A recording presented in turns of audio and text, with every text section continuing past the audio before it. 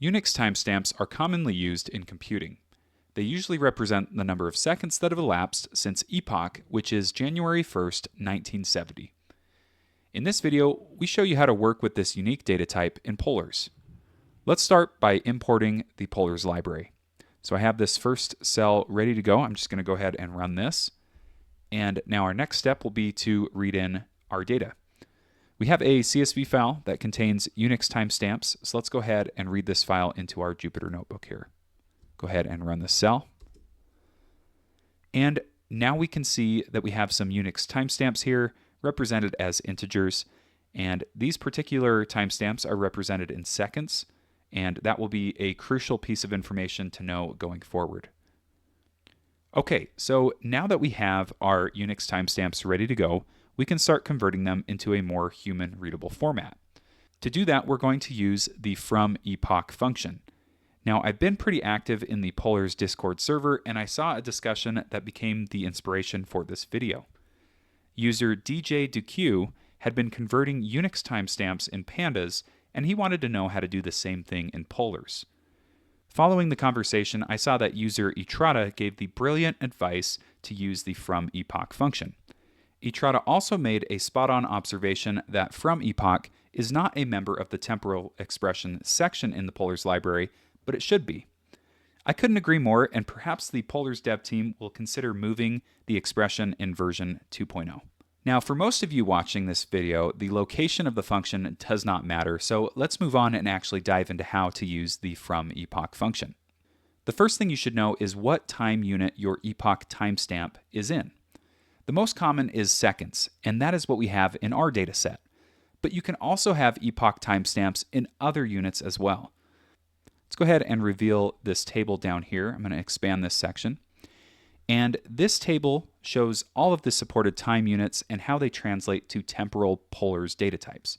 So you can use that maybe as a handy resource, but we're going to go ahead now and use this function and convert our timestamps into a more readable format. So we'll do that here in the cell below. So we're going to use the from epoch function, and what we need to pass is the column that we're going to be converting, and then we need to pass the time unit that is used. Now, the default is in seconds, so if you just use this without specifying that time unit, you are going to have it work successfully for you. We've gone ahead and explicitly put that out here for you so that you can kind of see that we are definitely using the seconds representation. Okay, and then we're just aliasing the column as epoch and creating this new column here. So let's go ahead and run this cell. Okay, so we now have a data frame that includes both the original timestamp and the corresponding date. And you can see that this allows us to easily read and interpret the dates, which is super handy and probably something that you will run into and encounter if you're working with timestamps like this. Now, it wouldn't be a true conversion tool if you couldn't change the data back to the original format, and polars does provide the ability to do this using the epoch expression. Epoch is a member of the temporal expressions section, and it does the exact opposite of from epoch.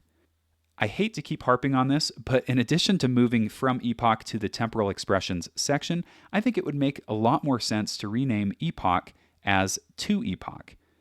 This naming convention using to and from would help clarify the functionalities. But again, I digress because we simply want to see what these functions can do, and so let's go ahead and dive back into those. I'm going to come down here and just expand this next. And we mentioned that the Unix timestamps can be represented in different time units. So we're going to use the epoch expression to display some different options here. You can see the first one that we're doing is to convert to an epoch date. And then this is going to be seconds, milliseconds, microseconds, and nanoseconds. Those are all just specified here in the function by passing the time unit. And so let's go ahead now and just run this so we can see our output. And in the output, we see the different versions of our timestamps. Notice how the epoch seconds column aligns with our original column. The further you go down the line, you'll see greater and greater precision. The epoch date column is the least precise and even loses some precision in this case, since it is representing the number of days that have elapsed since epoch instead of seconds. So epoch timestamps solve a number of problems, including precision, storage efficiency, and you might see them in log files, API calls, or even within datasets. Knowing how to work with this data is extremely useful, and now you know how with polars. Hi everyone, Jaden here. I'm looking for topics to cover in my next videos. I could cover topics that I find fascinating, but I want to help you solve the problems that you're running into with polars. That said, post your ideas in the chat, and I'll give you a shout out if I cover that topic in the next video. Thank you for your support, and I'll catch up with you soon.